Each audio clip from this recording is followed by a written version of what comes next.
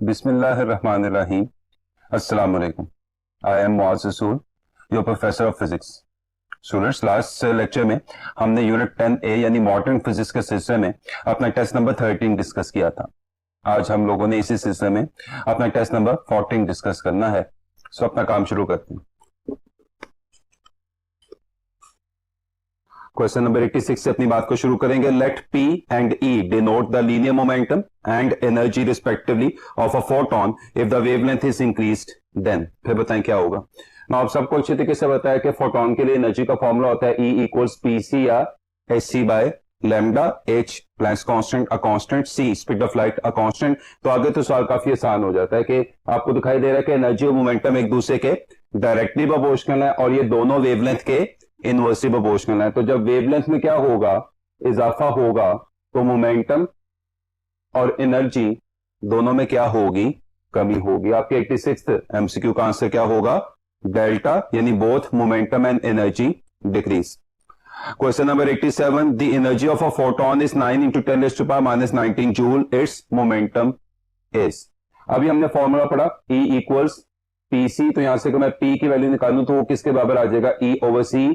E energy कितनी थी, 9 into 10⁻⁹ joule. C speed of photon कितना, 3 into 10⁸। 9/3 का आंसर क्या आएगा, 3, और 8 ऊपर जाके जब -8 होगा तो आपके 87 एमसीक्यू का आंसर आ जाएगा डेल्टा, यानी 3 into 10⁻27 किलोग्राम मीटर पर second. Question number 88. The gamma ray photon has a frequency of 5 into 10⁻22 hertz and an X-ray photon has a frequency of 2 into 10⁻18 hertz. The ratio of momentum of X-ray photon to that of gamma ray photon is. तो यहाँ पे दो energies को equate कर देते हैं। E equals PC given by Einstein and E equals HF given by Maxwell Planck. C constant, H constant। तो ये फॉर्मूला क्या शो कर रहा है कि मोमेंटम और फ्रीक्वेंसी एक दूसरे के क्या है, डायरेक्टली प्रोपोर्शनल है। तो यहां से क्वेश्चन काफी आसान हो जाता है। Px ओवर P गैमा, यानी एक्स रे का मोमेंटम ओवर गैमा रे का momentum must be equal to Fx over F gamma, यानी एक्स रे की फ्रीक्वेंसी ओवर गैमा रे की फ्रीक्वेंसी। एक्स रे की फ्रीक्वेंसी क्या थी, 2 into 10⁻18। गैमा रे की फ्रीक्वेंसी क्या थी, 5 into 10⁻22। नाउ 2/5 क्या बन जाएगा, 0.4। 22 ऊपर जाके क्या हो जाएगा, -22, जो 18 में से माइनस होकर -4 देगा। और जब आप 0.4 को 4 बनाएंगे तो -4 कम होके -5 हो जाएगा। आपकी 88 एमसीक्यू का आंसर क्या होगा, अल्फा, यानी 4 into 10⁻⁵। Question number 89, the momentum of photon of wavelength 3000 A0 will be.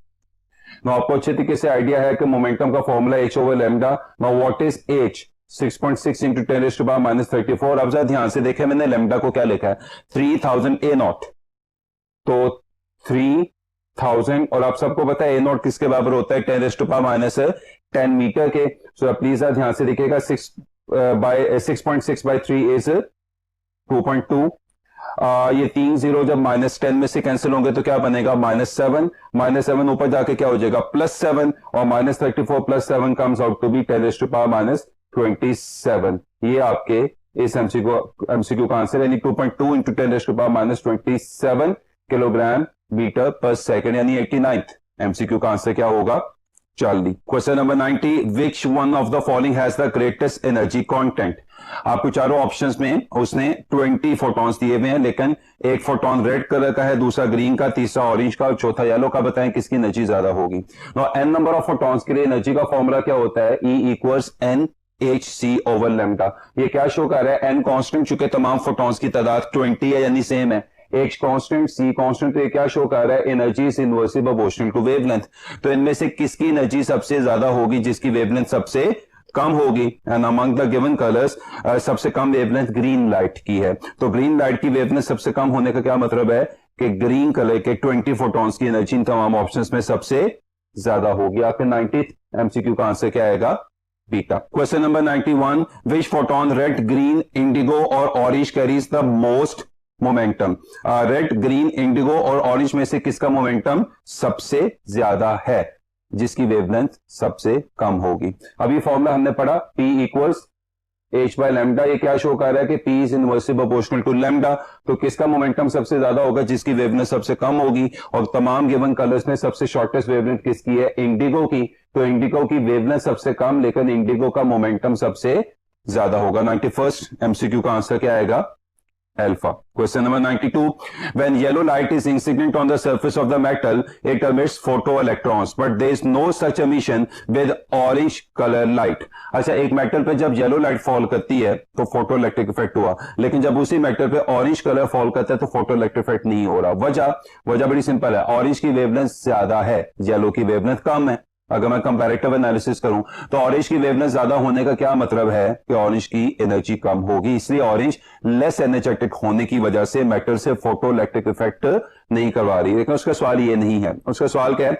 Which one of the colours can not produce emission of photo electrons. आप बताएं चारों में से और कौन सा कलर उसी मेटल के साथ फोटो इलेक्ट्रिक इफेक्ट नहीं करवाएगा? तो अगेन वो कलर कि जिसकी वेवलेंथ येलो से भी ज्यादा हो, ऑरेंज से भी ज्यादा हो, वो भी इस मेटल से फोटो इलेक्ट्रिक इफेक्ट नहीं करवाएगा, क्योंकि उसकी वेवलेंथ ज्यादा होने का मतलब है उसकी एनर्जी इंतहाई कम हो जाएगी, and that less energy will not be sufficient to produce photo electric effect. और अमंग द गिवन ऑप्शंस एक ही ऑप्शन है रेड की, जिसकी वेवलेंथ विजिबल रीजन में लॉन्गेस्ट होती है। इसका मतलब रेड की एनर्जी इंतहाई कम होगी, इसलिए रेड भी जस्ट लाइक ऑरेंज इस मेटल से फोटो इलेक्ट्रिक इफेक्ट नहीं करवाएगी। 92 एमसीक्यू का आंसर क्या होगा? चार्ली, यानी रेड।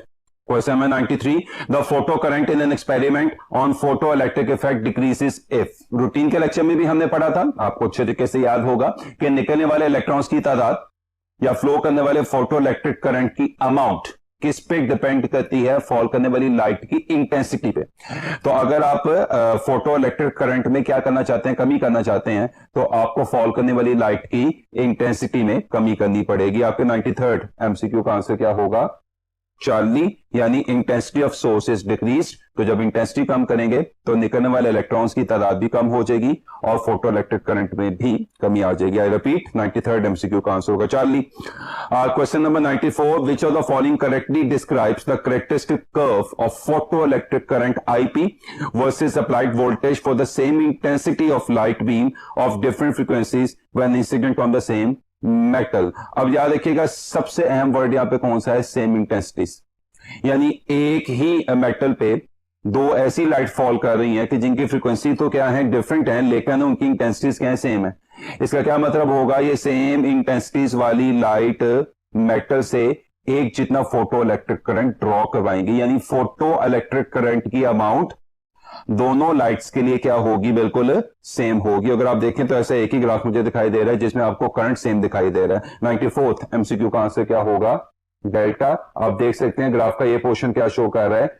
I1 इक्वल्स I2, यानी दोनों एक ही मेटल पे फॉल करने वाली दोनों लाइट की इंटेंसिटीज क्या है? सेम है, इसलिए दोनों लाइट के फ्लो करवाए हुए करंट्स की अमाउंट भी क्या होगी? सेम होगी। आई रिपीट, 94 एमसीक्यू का आंसर क्या होगा?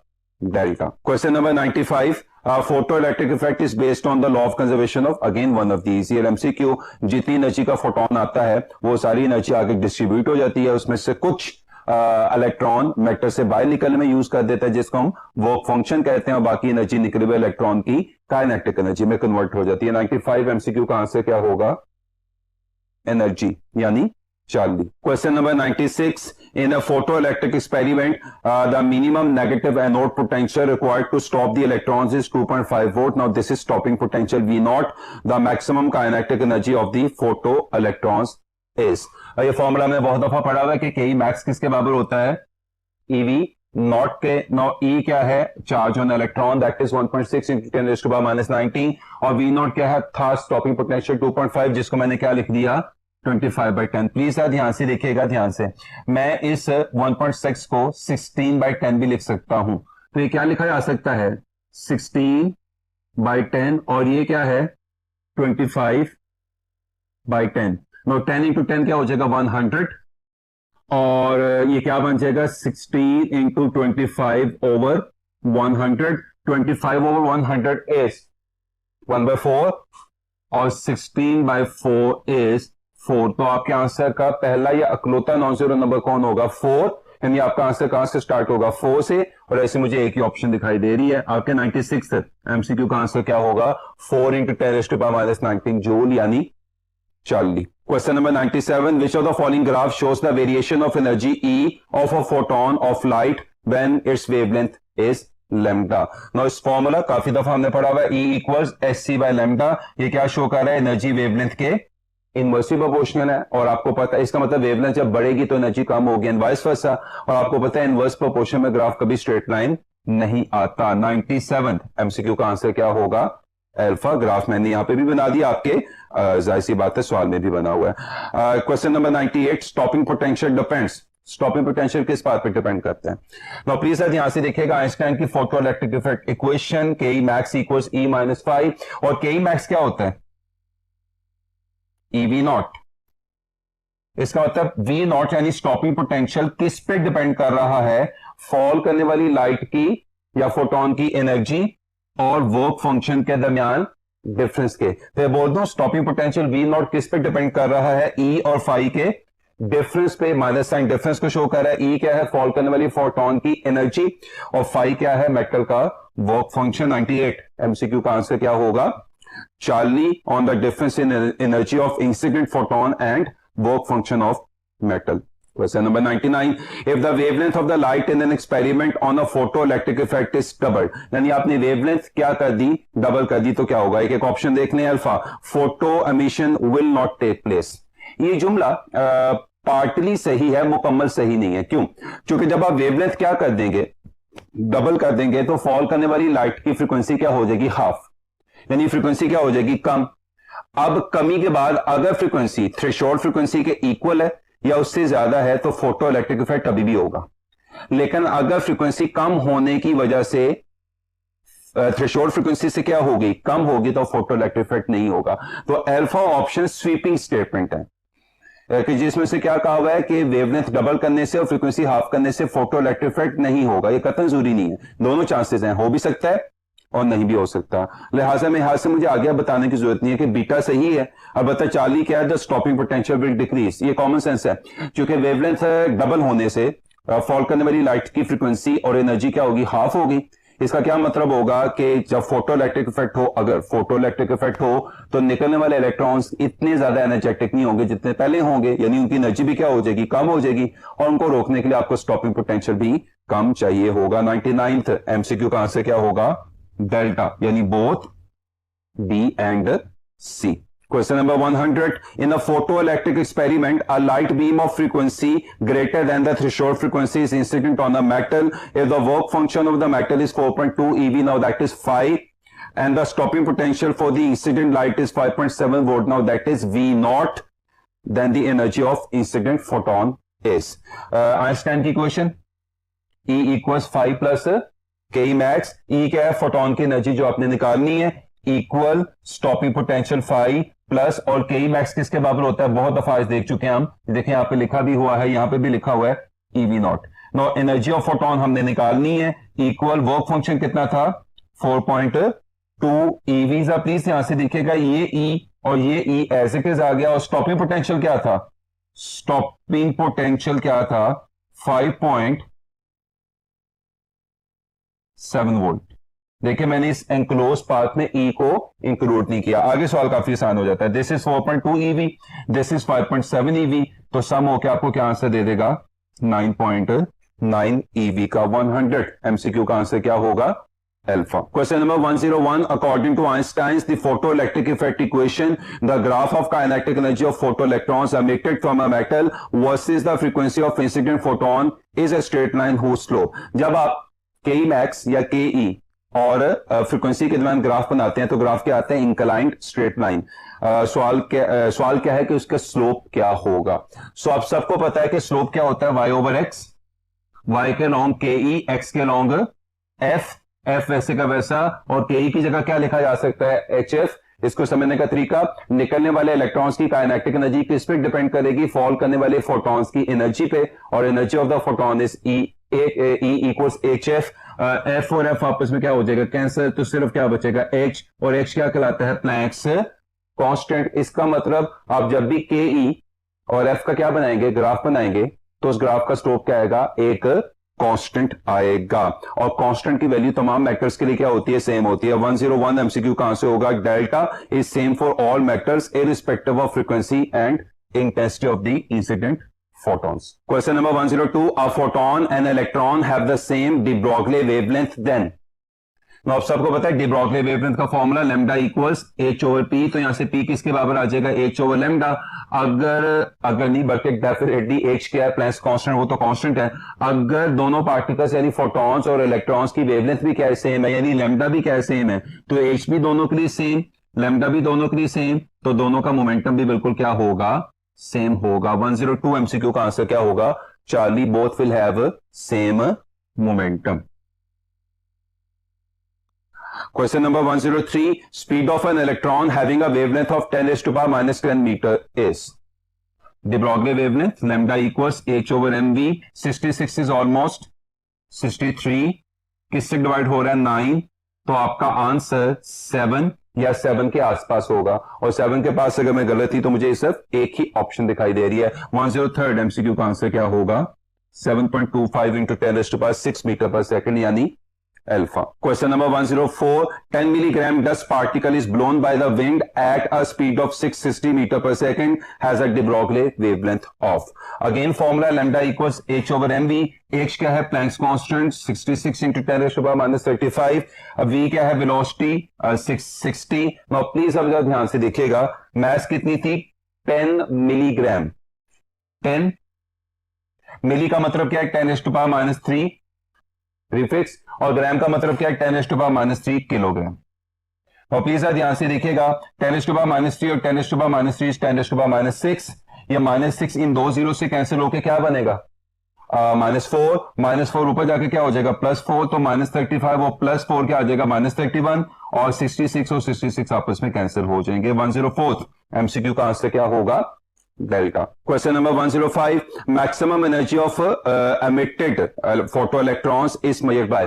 निकलने वाले इलेक्ट्रॉन्स की मैक्सिमम एनर्जी कैसे मेजर होती है, तो आपको अच्छे तरीके से आइडिया है कि के मैक्स किसके बराबर होता है, वी नॉट के, और वी नॉट क्या कहलाता है, स्टॉपिंग पोटेंशियल। और स्टॉपिंग पोटेंशियल वो मैक्सिमम पोटेंशियल होता है कि जिसको इलेक्ट्रॉन्स क्रॉस करके इवेंचुअली क्या कर जाते हैं, रुक जाते हैं। 105 एमसीक्यू का आंसर क्या होगा, alpha the largest potential difference they can ट्रेवर्स, और ट्रेवर्स का मतलब होता है पास करना, गो थ्रू करना या ट्रेवल करना। आई रिपीट, 105 एमसीक्यू का आंसर क्या होगा, alpha. Question number 106. The result of investigation of the maximum kinetic energy of photo electrons is plotted as shown below. The gradient of the graph depends on. Gradient का मतलब क्या होता है, slope. Slope क्या होता है, y ओवर एक्स। y के long क्या है, के मैक्स, और x के लॉन्ग क्या है, 1 ओवर लैम्डा। ये लैम्डा ऊपर जाके के मैक्स से मल्टीप्लाई हो जाएगा, तो g फॉर ग्रेडियंट इज के मैक्स इंटू लैम्डा।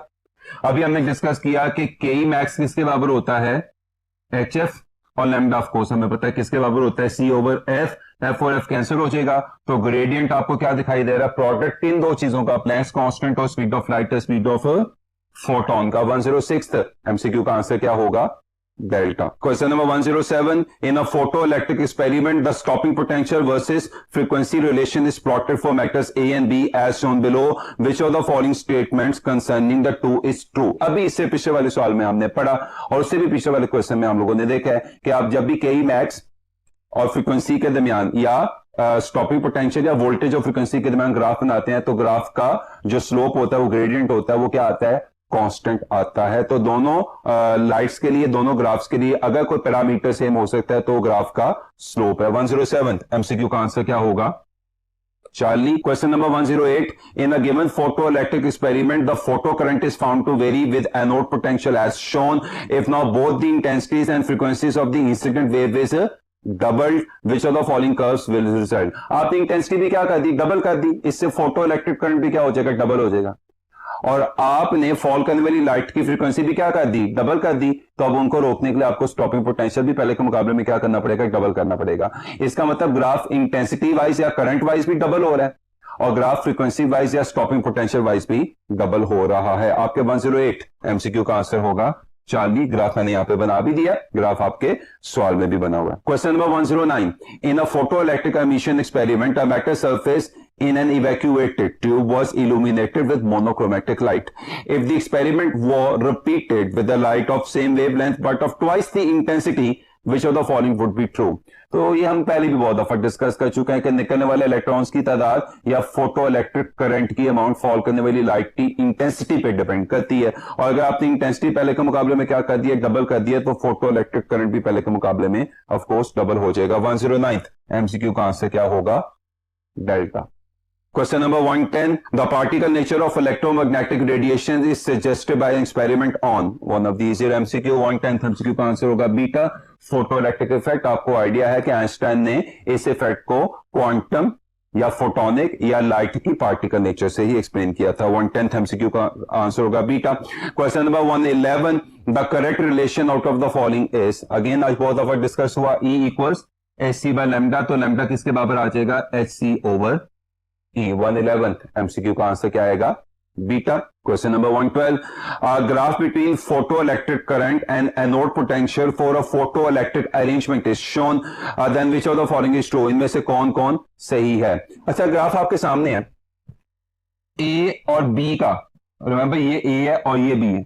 A और B का आपस में कंपैरेटिव एनालिसिस करें तो A और B की आपको इंटेंसिटी सेम दिखाई नहीं दे रही, करंट सेम दिखाई नहीं दे रहे, लेकिन ए और बी के लिए आपको स्टॉपिंग पोटेंशियल यानी फॉल करने वाली लाइट की फ्रीक्वेंसी बिल्कुल क्या दिखाई दे रही है? सेम दिखाई दे रही है। इसका मतलब ए और बी इंटेंसिटी वाइज डिफरेंट है, फ्रीक्वेंसी वाइज सेम है। चलिए अगर मैं कंपैरेटिव एनालिसिस करूं ए और सी का, ना आपको ए और सी की इंटेंसिटी सेम दिखाई दे रही है, ना आपको ए और सी के स्टॉपिंग पोटेंशियल सेम दिखाई दे रहे हैं। इसका मतलब ए और सी हर लिहाज से डिफरेंट है, इंटेंसिटीज भी डिफरेंट है और फ्रीक्वेंसीज भी डिफरेंट है। लेकिन अगर मैं बी और सी का कंपैरेटिव एनालिसिस करूं तो बी और सी के लिए आपको इंटेंसिटी सेम दिखाई दे रही, लेकिन बी और सी के लिए आपको स्टॉपिंग पोटेंशियल यानी फ्रीक्वेंसी सेम दिखाई नहीं दे रही। सो मैं फिर बोल रहा हूं, ए और बी इंटेंसिटीज यानी करंट्स डिफरेंट बट फ्रीक्वेंसीज यानी स्टॉपिंग पोटेंशियल सेम। ए और सी इंटेंसिटीज भी डिफरेंट, स्टॉपिंग पोटेंशियल भी डिफरेंट, फ्रीक्वेंसीज भी डिफरेंट, करंट भी डिफरेंट, हर लिहाज से डिफरेंट। लेकिन बी और सी इंटेंसिटीज या करंट्स क्या है? सेम है, जबकि स्टॉपिंग पोटेंशियल और फ्रीक्वेंसीज क्या है? डिफरेंट है। आपके 112th एमसीक्यू का आंसर क्या होगा? डेल्टा, यानी ए और बी की इंटेंसिटीज क्या है? डिफरेंट है, जबकि बी और सी की फ्रीक्वेंसीज क्या है? डिफरेंट है। Question number 113. The velocity of the photo electrons depends on, photo electrons की वेलोसिटी किस बात पर डिपेंड करती है? काइनेटिक एनर्जी इक्वल्स HF, जबकि काइनेटिक एनर्जी क्या है? Half mv square equals HF। ये क्या शो कर रहा है? v square is directly proportional to f। Remember v क्या है? निकलने वाले इलेक्ट्रॉन्स की वेलोसिटी, और f क्या है? फॉल करने वाली लाइट की फ्रीक्वेंसी। तो वेलोसिटी आपको किस पर डिपेंड करती दिखाई दे रही है? फॉल करने वाली लाइट की फ्रीक्वेंसी पे। 113 एमसीक्यू का आंसर क्या होगा? Beta. Question number 114. Photons of energy 7.5 eV. Now this is capital E. Energy of photon are incident on a matter surface whose work function is 2.5 eV. Now this is 5. The maximum kinetic energy of the emitted photoelectrons is Einstein equation. Ke max equals E minus 5. Ke max आपने निकालना है। Fall करने वाली light की energy क्या है? 7.5. Matter का work function क्या है? 2.5, तो 7.5 minus 2.5 comes out to be 5 eV। 114th MCQ का आंसर क्या होगा? 40। और स्टूडेंट्स आज के लिए last question, question number 115. Light of frequency 1.5 times the threshold frequency is incident on a photosensitive source if the frequency is half the photoelectric current is। आपके पास एक metal थी, उस पे 1.5 times of threshold frequency वाली light fall कर रही थी। Suddenly आपने फ्रीक्वेंसी क्या कर दी? लाइट की हाफ कर दी। तो अब बताएं क्या होगा? नो, पहले केस में फॉल करने वाली लाइट की फ्रीक्वेंसी क्या है? Threshold frequency, F not threshold frequency, threshold frequency का 1.5 times, that is greater than threshold frequency. तो ना सिर्फ फोटो इलेक्ट्रिक इफेक्ट होगा बल्कि निकलने वाले इलेक्ट्रॉन्स के पास काइनेटिक एनर्जी भी होगी। लेकिन दूसरे केस में आपने फ्रीक्वेंसी अचानक क्या कर दी? हाफ कर दी, यानी 1.5 का क्या कर दिया? हाफ कर दिया। 1.5 का हाफ होने का क्या मतलब है कि दूसरे केस में फॉल करने वाली लाइट की फ्रीक्वेंसी 0.75 ऑफ थ्रेशोल्ड फ्रीक्वेंसी है, which is less than threshold frequency. तो इसका क्या मतलब है कि अब लाइट की फ्रीक्वेंसी रिक्वायर्ड थ्रेशोल्ड फ्रीक्वेंसी से क्या हो गई? कम हो गई। इसका मतलब फोटो इलेक्ट्रिक इफेक्ट नहीं होगा, क्योंकि आपको याद है कि फोटो इलेक्ट्रिक इफेक्ट के लिए कंडीशन क्या होती है कि फॉल करने वाली लाइट की फ्रीक्वेंसी थ्रेशोल्ड फ्रीक्वेंसी से या तो ज्यादा होनी चाहिए या उसके इक्वल होनी चाहिए। 115 एमसीक्यू का आंसर क्या होगा कि अगर फोटो इलेक्ट्रिक इफेक्ट नहीं हो रहा तो फोटो इलेक्ट्रिक करंट भी फ्लो नहीं करेगा, यानी रिड्यूस टू 0। 115 एमसीक्यू का आंसर क्या होगा? डेल्टा। होपफुली तमाम सवाल आपको बहुत अच्छे तरीके से समझ आ गए होंगे। अपना बहुत ज्यादा ख्याल रखिएगा। अल्लाह हाफिज।